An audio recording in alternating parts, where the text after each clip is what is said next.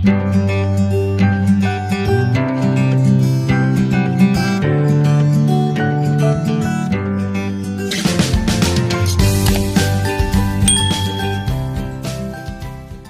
warahmatullahi wabarakatuh. Perkenalkan, nama saya Yudiana. Saya dari mahasiswa Unira Malang, Prodi Sistem Informasi semester 4.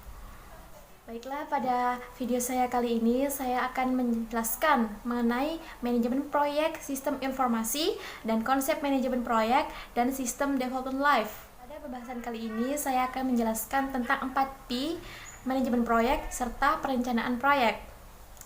4 dimensi proyek ada apa aja sih? Yang pertama, ada people, yang kedua ada proses, yang ketiga ada produk, dan yang terakhir adalah project. Baiklah, marilah kita bahas satu persatu tentang 4P tersebut. Yang pertama adalah people. Apa sih people itu? People adalah elemen terpenting dari kesuksesan suatu proyek. Yang kedua adalah produk. Produk adalah sistem yang akan dibangun. Selanjutnya adalah proses. Proses adalah sekumpulan framework, activities, dan engineering text agar proyek berjalan. Yang terakhir adalah project.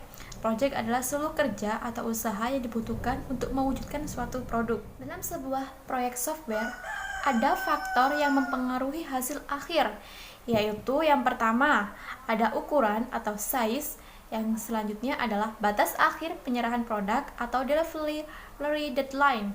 Selanjutnya adalah anggaran dan biaya. Selanjutnya domain aplikasi, teknologi yang diterapkan, batasan sistem, kebutuhan pengguna, dan sumber daya yang tersedia. Baiklah, mengenai tentang seputar manajemen proyek, ada apa ya sih di situ? Yang pertama ada product quality atau kualitas produk. Selanjutnya adalah risk assessment. Selanjutnya ada measurement. Selanjutnya ada cost estimation. Dan selanjutnya ada project scheduling. Selanjutnya customer communication atau komunikasi pelanggan. Selanjutnya ada staffing, other research, dan project monitoring. Selanjutnya dalam mengelola proyek dibutuhkan yang pertama ada waktu, time. Yang kedua informasi. Yang ketiga organisasi. Keempat kualitas. Dan yang terakhir adalah money atau uang. Dalam memulai sebuah proyek ada dasar-dasar proyek. Apa aja sih itu? Yang pertama, memulai proyek. Selanjutnya, kita menentukan kelayakan proyek. Selanjutnya, kita menjadwalkan dan merencanakan proyek. Selanjutnya, mengelola kegiatan dan anggota proyek. Baiklah, selanjutnya saya akan membahas tentang manajemen proyek. Apa sih manajemen proyek tersebut? Manajemen proyek tersebut adalah ilmu dan seni yang berkaitan dengan memimpin dan mengkoordinir sumber daya yang terdiri dari manusia dan material dengan menggunakan teknik pengelolaan modern untuk mencapai sasaran yang telah ditentukan, yaitu lingkup mutu, jadwal, dan biaya, serta memenuhi kegiatan para stakeholder.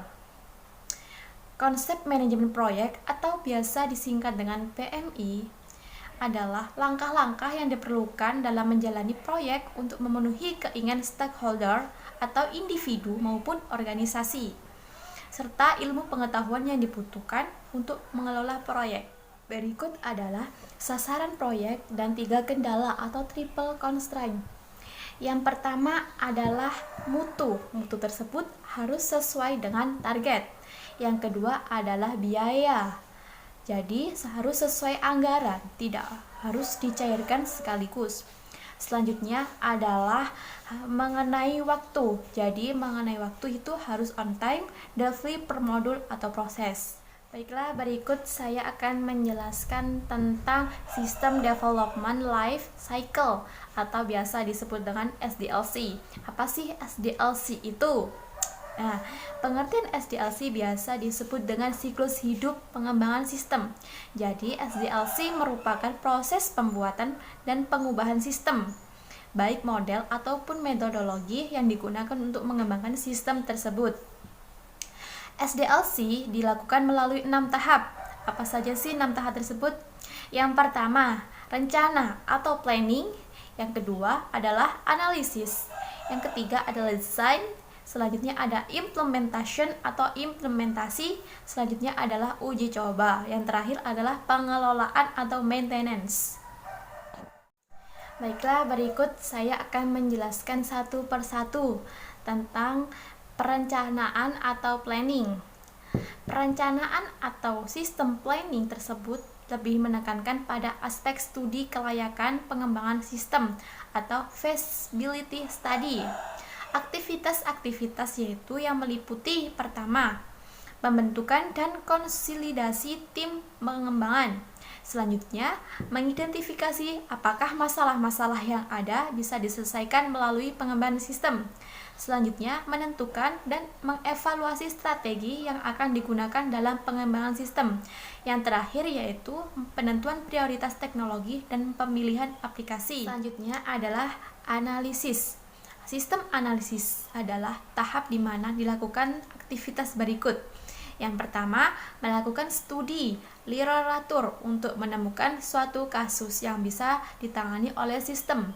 Selanjutnya, brainstorming dalam tim pengembang mengenai kasus mana yang paling tepat dimodelkan dengan sistem.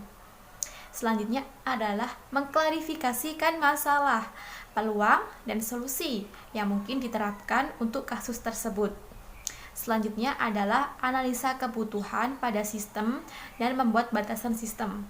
Yang terakhir adalah mendefinisikan kebutuhan sistem. Yang selanjutnya adalah tentang desain. Dalam sistem desain tersebut, features dan operasi-operasi pada sistem mendeskripsikan secara detail. Aktivitas-aktivitas yang dilakukan adalah yang pertama, menganalisa interaksi objek dan fungsi pada sistem. Yang kedua, menganalisa data dan membuat skema. Dan yang terakhir adalah merancang user interface. Selanjutnya adalah implementation atau implementasi. Pada tahap ini adalah mengimplementasikan rancangan dari tahap-tahap sebelumnya dan melakukan uji coba. Dalam implementasi dilakukan aktivitas berikut. Yang pertama, pembuatan database sesuai skema rancangan. Yang kedua adalah pembuatan aplikasi berdasarkan desain sistem. Yang terakhir adalah pengujian dan perbaikan aplikasi atau debugging. Yang terakhir yaitu tentang uji coba atau testing dan pemeliharaan atau maintenance. Dilakukan oleh admin yang ditunjukkan untuk menjaga sistem tetap mampu beroperasi secara benar melalui kemampuan sistem dalam mengadaptasikan diri sesuai dengan kebutuhan. Demikian presentasi yang dapat saya sampaikan, semoga bermanfaat. Wallahul muwaffiq ila aqwamit thoriq. Wassalamualaikum warahmatullahi wabarakatuh.